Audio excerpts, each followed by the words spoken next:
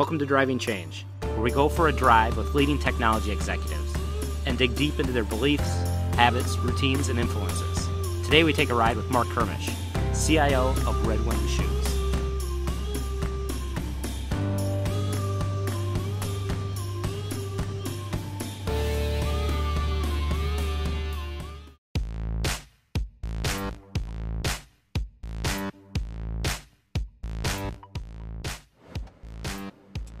How's it going? Good, how's it going?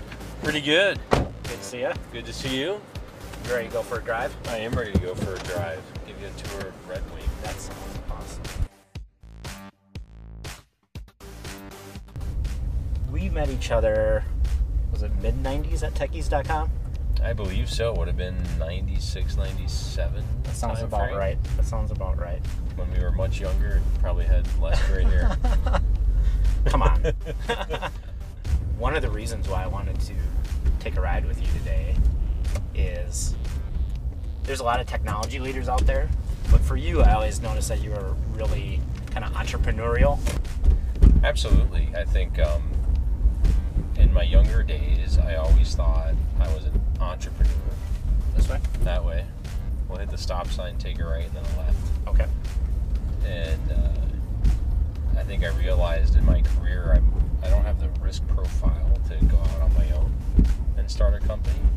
And what I found is as I joined other companies, I had an aptitude for finding white space to create it. And this was probably before the word intrapreneur even was in the vocabulary of everybody.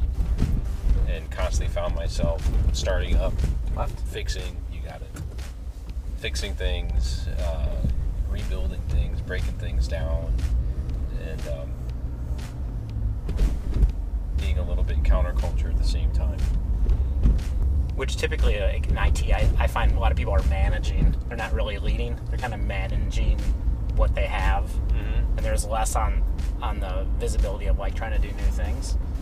If I think about traditional IT of managing servers and infrastructure and telecom and networking, driving to 100% uptime or the 5 nines as people describe, isn't what gets me out of bed at night. What gets me out of bed every morning is really how to solve our global business issues. Be it revenue challenges that we have, expense challenges that we have, talent issues, customer issues, new market segments.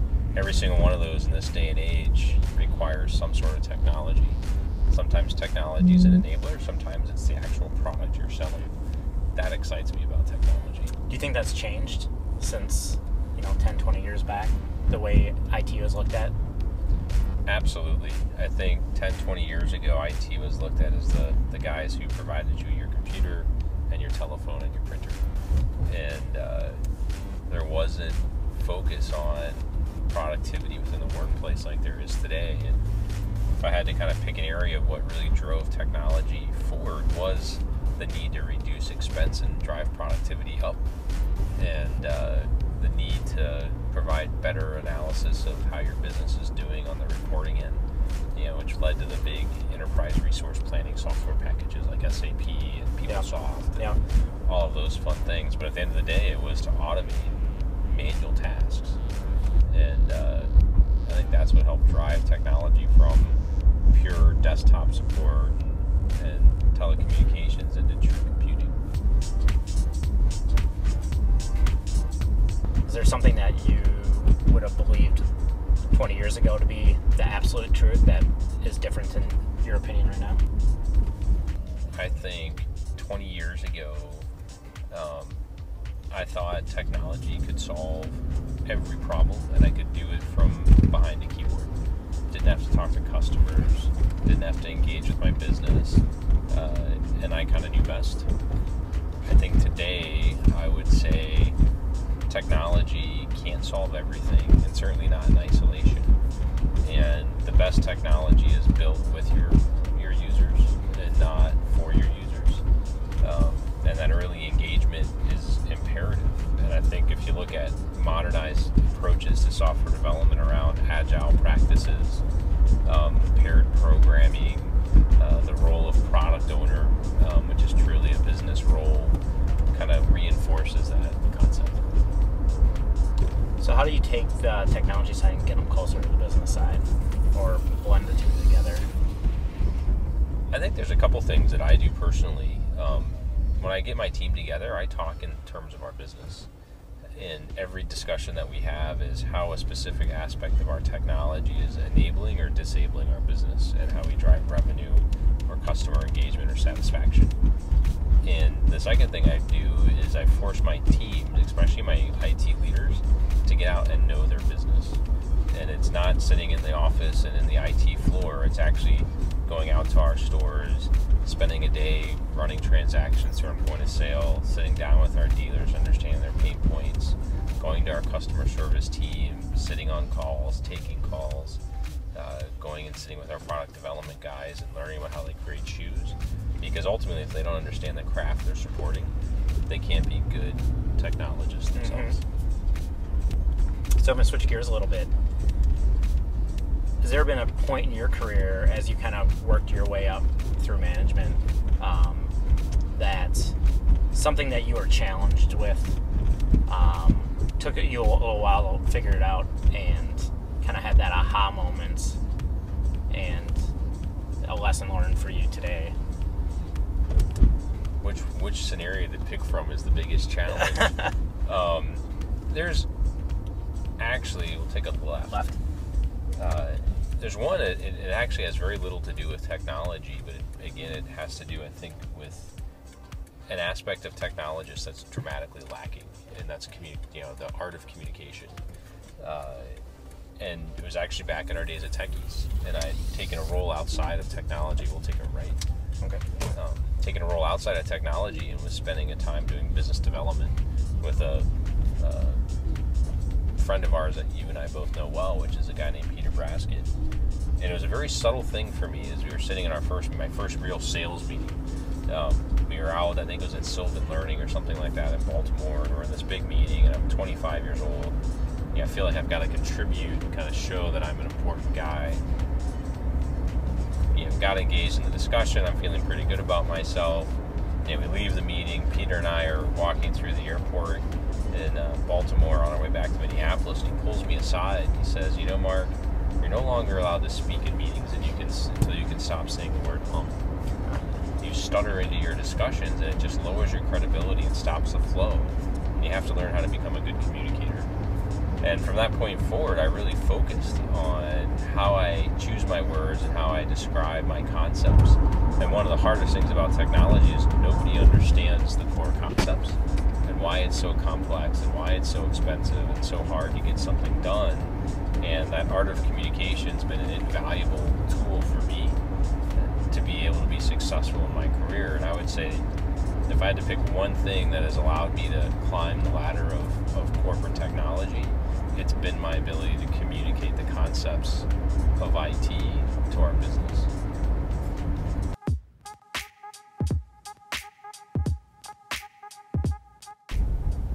So as we talked about earlier, the role of the CIO or tech leader has kind of changed.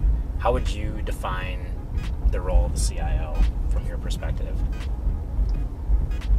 I think there are two critical aspects of the role of the CIO. One is you have to be a student of your business that you support. And it's not just understanding the basic mechanics of how your company creates revenue and services its customers, but I truly think you have to get down to the detailed process understanding.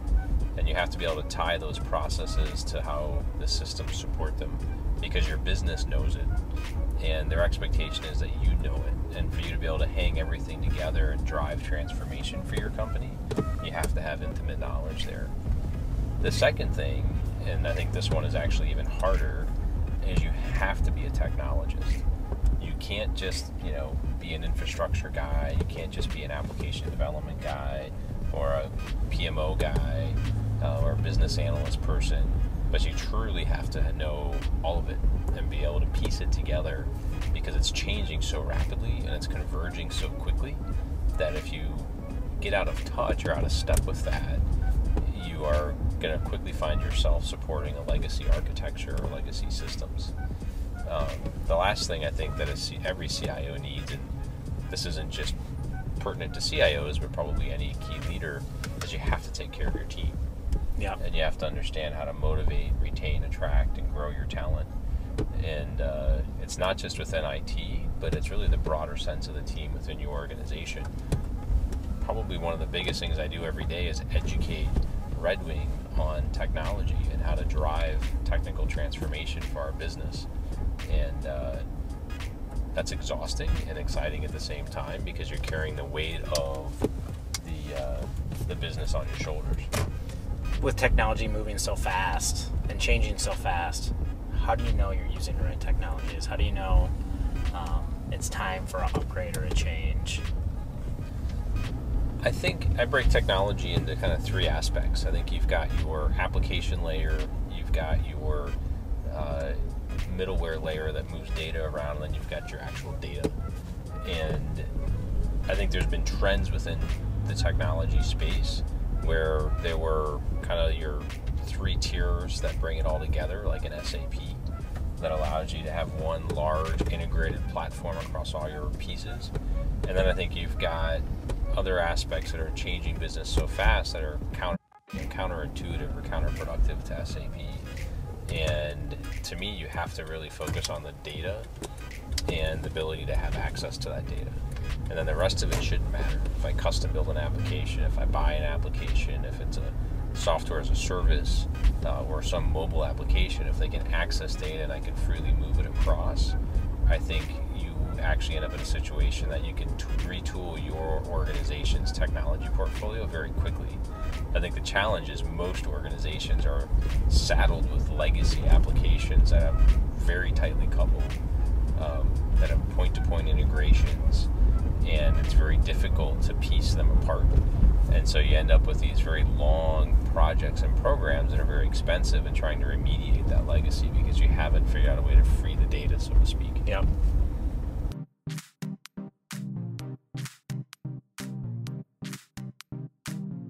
You're talking a little bit about talent, attracting talent, retaining talent. How do you attract good technologists?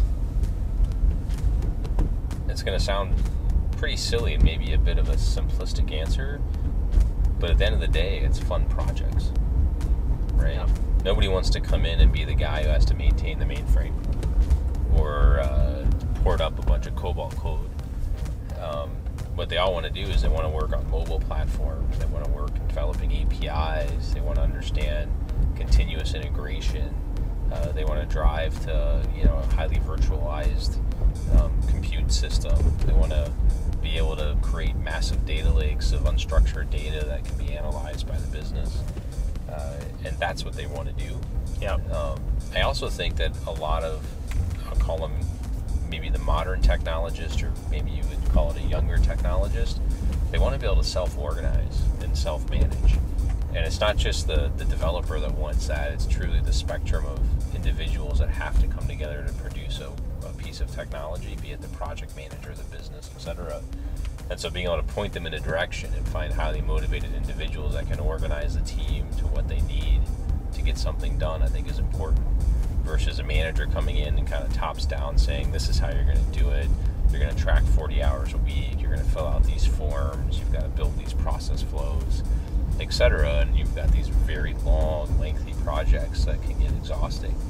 And I think a lot of our Web 2.0 companies, even going back to techies.com, operated in similar fashion, where you put a big carrot out there, you pointed everybody in the right direction, and they knew where they were going, and there was a shared mission, and they could execute against it. And management could worry about other things.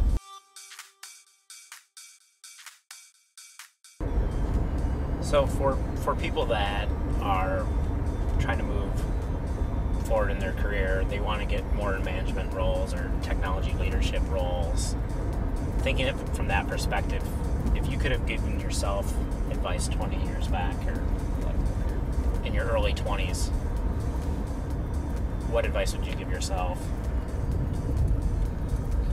I think if 20 years ago, if I could sit down with my 20-year-old self and give young Mark advice, I think I'd give him two pieces that I probably think about quite a lot. Take more risks. I don't, even though I went into a startup company and felt like I was taking a ton of risk, I really didn't. And it's not only take risk, but have the perseverance to see it all the way through. So another way to think about that is, be willing to fail big. And I don't think I ever quite took enough risk where I put myself in a position to fail big. I think the other thing is, the time to move around the country or around the world and truly experience different cultures, different companies, or put yourself in the hotbed of your industry is when you're in your 20s. There's no commitments for you to worry about. Yeah. And being a technologist, the mecca for technologists is always going to be Silicon Valley, and or to a smaller extent Seattle.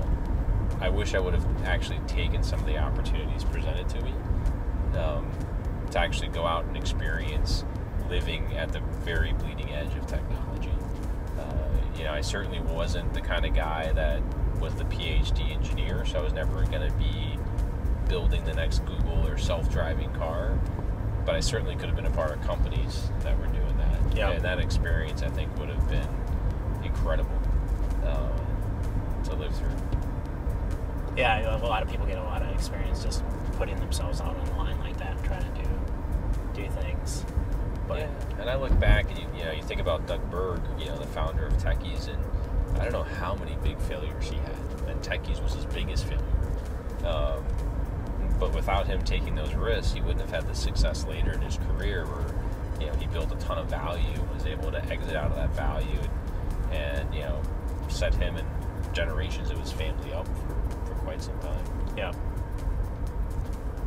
Yeah, he has that perseverance, right? Yeah. So, yeah. Those techies, hot gigs. I think there's probably things before that, I would assume. Yeah. And then Job Keys, if you remember that, was even a predecessor of Techies. Oh, really? And an independent recruiter before that. But I think the other thing that was unique about Doug, and probably would be another piece of advice you'd insert into this retrospective, is be an optimist, right? Almost to the extent that people get sick of you being such an optimist. So I think about entrepreneurs, they're facing so many challenges and just getting their business up and running, that if they're not optimistic and they don't have that perseverance for success, it's just too easy to say, I'm done. Yeah. When the going gets tough, oftentimes people fold their hand and move on. Yeah. And I think constantly being an optimist is good.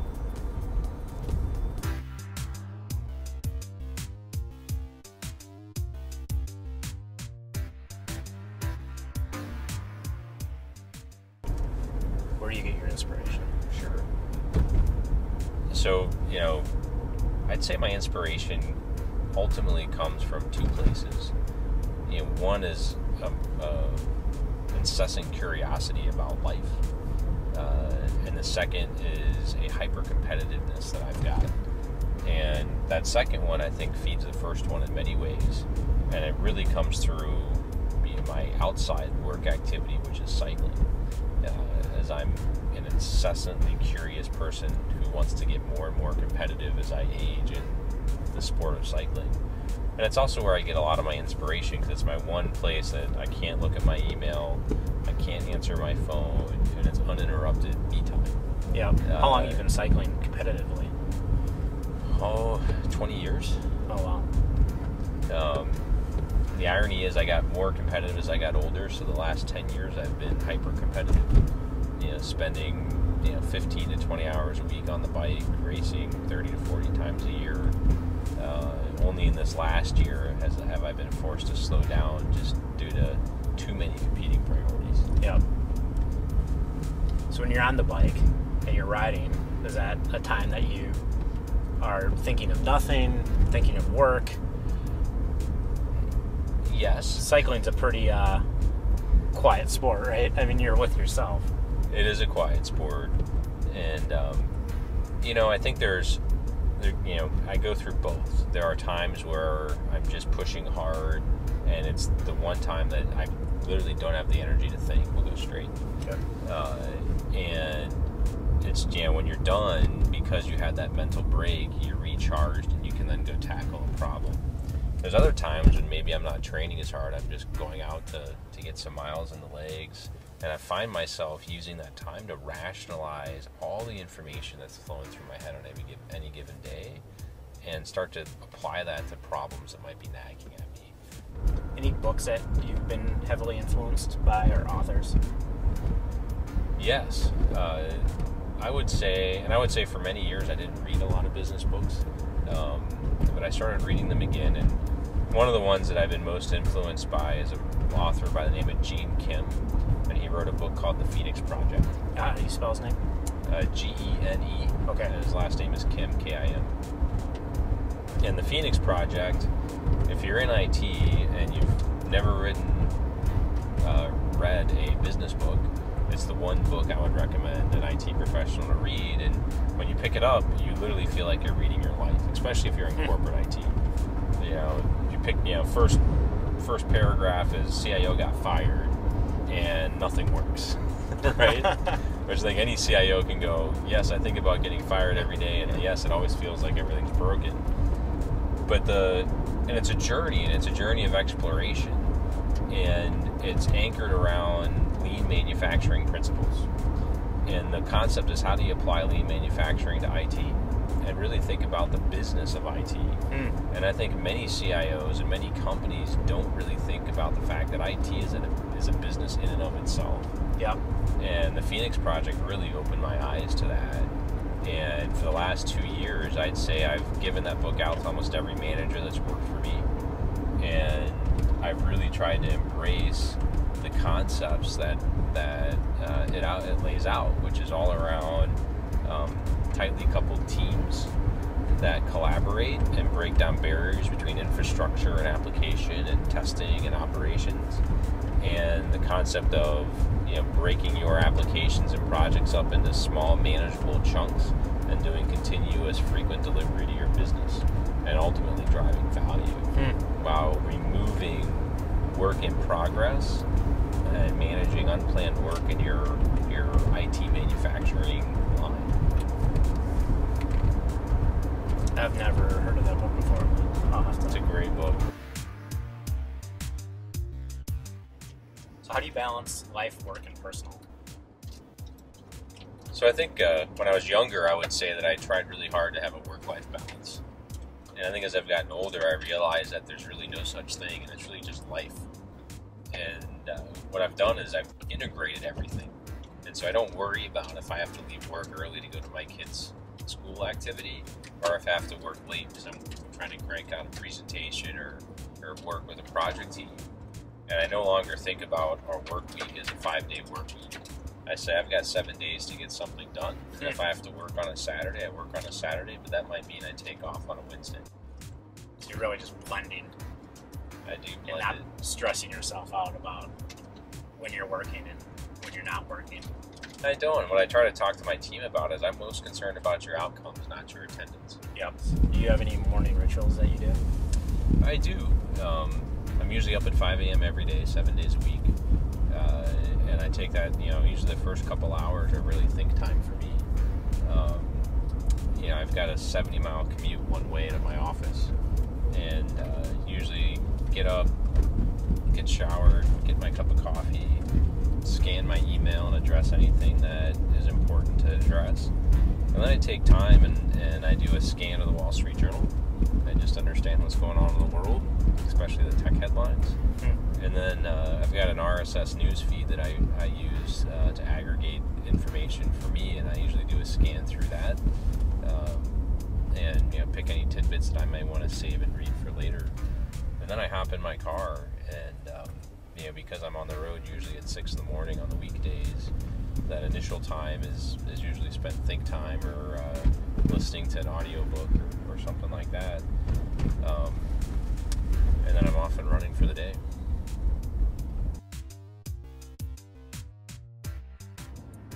So I think a lot of people don't think of work like they think of training for a sport. And, when you're at work, a lot of times I think people just perform. But in any sport that you're in, you typically train a lot of times. And then you go and perform.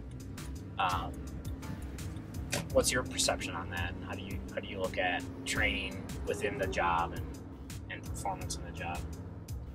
You know, I actually really like the analogy that you're bringing to the table. It's not something I've actually thought about, but listening to that question, I'm sitting there thinking about the energy that I put into how I train for cycling. It's a 24/7 ritual. And with work, it really is the same way.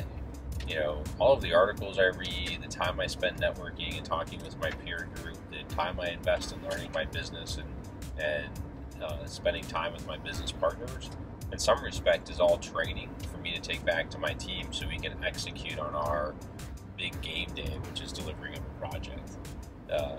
That's actually a mind shift I might have to think more about. All right. Well, hey, thanks a lot. I appreciate it. Thank you, sir. It was great. Yeah. Enjoy your day. Have a safe drive home. Sounds good.